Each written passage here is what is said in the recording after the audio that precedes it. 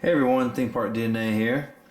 If you've been watching the channel recently, then you probably have seen my recent ride videos. I recently had the opportunity to go to Orlando. While I was there, I was able to pick up some legacy lightsabers from Galaxy's Edge.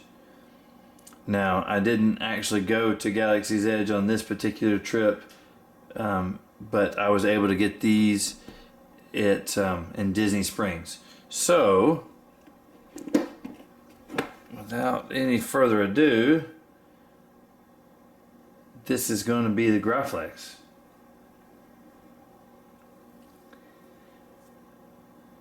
So this is actually the first Graflex that I have had in my possession, which I realize is a travesty, but there's too many sabers and not enough money, right? So everybody makes a big deal about this case, and it's a nice looking case, but it is all plastic. But that being said, let's take a look here. All right, well, the general consensus among a lot of people, and me included, was that the Galaxy's Edge lightsabers were great for souvenirs, but as a saber in and of itself, maybe not the best one. So I'm neither claiming how great they are or how terrible they are. All I'm saying is that being said, this has got a really nice heft to it. It is heavier than I expected, and there is a lot more metal involved than I thought there would be. That being said, it's not all metal, but it is a nice looking saber, and I could especially see where Star Wars fans that are not saber collectors would be all about this while they're on vacation.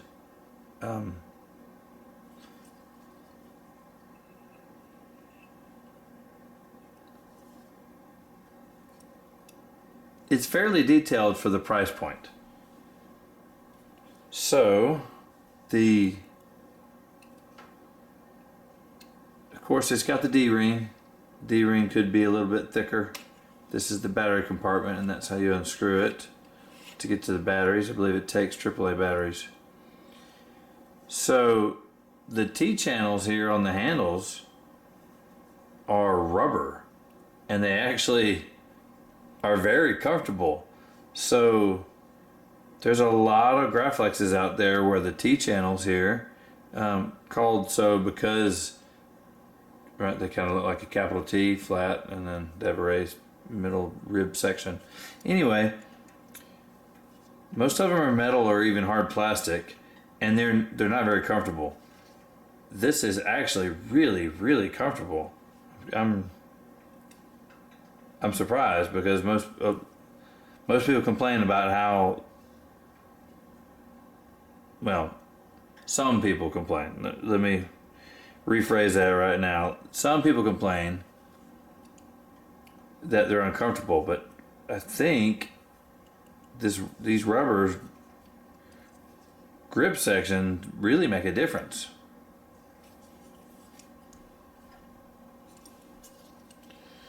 Control box is really not bad. It's just high enough, kind of mid-hilt here, to where even one-handed it's not a big deal. Now, two-handing, nah, it's fine. Placement of the control box is nice. If you had to have a control box, I mean, they're definitely more comfortable without a control box. This is a functional card. Let's get a blade in here. Alright, so it actually has a blade plug in here. Now, not a blade plug in the traditional Saber sense, in that it's decorative. This is a functional plug that plugs the hole. All right, I've got a blade in here.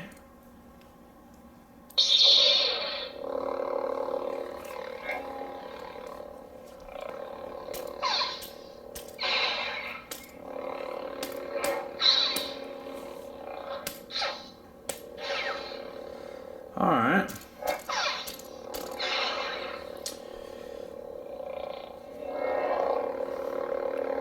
All right, so it's not the loudest. You do have LEDs in the blade, which most of you know. Just so you know, I know this looks short. It's a 31-inch blade because it was open, and I have several of the 36-inch blades that are still in boxes. I just didn't want to open it. So, so we do have in-blade LEDs, so you do have the scroll on and off, but it's not really a smooth scroll like a NeoPixel is. It's kind of like a section scroll, as you can see there. And you know, one of the complaints for these is that they're not the loudest, and they're not the loudest, and they don't seem to be very responsive. So we do have flash on clash. Looks like it's a yellow flash on clash.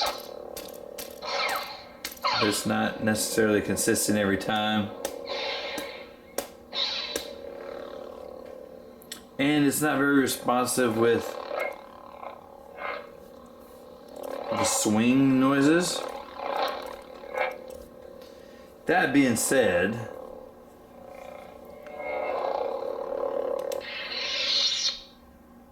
if you're wanting to pick one up while you're on vacation as a souvenir, as a memory of you going to Galaxy's Edge, then I really don't think this is a bad way to go. Is it perfect? No. Is it the best? No, it's not. I wouldn't want to deal with it because of the LEDs in the blade. It's not particularly good for choreography or spinning. I think, all in all, for the price, there's worse options out there, but then again, there's certainly better options out there. I do like that it appears to be very screen accurate, and yes, of course, I know that there's more screen accurate versions, but I don't think it's bad for the price point. But I certainly wouldn't recommend it as the best version of the Graflex out there. Alright, let's go over some numbers.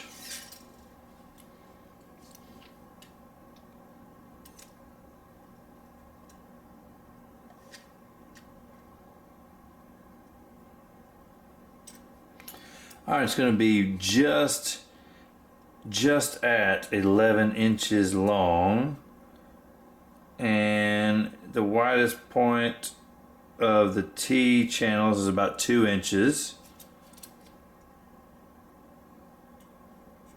The widest point, including the control box, is just shy of 2.5, about 2.25 inches. And the widest, it's going to be about just under 1.75 inches width here at the thinnest part.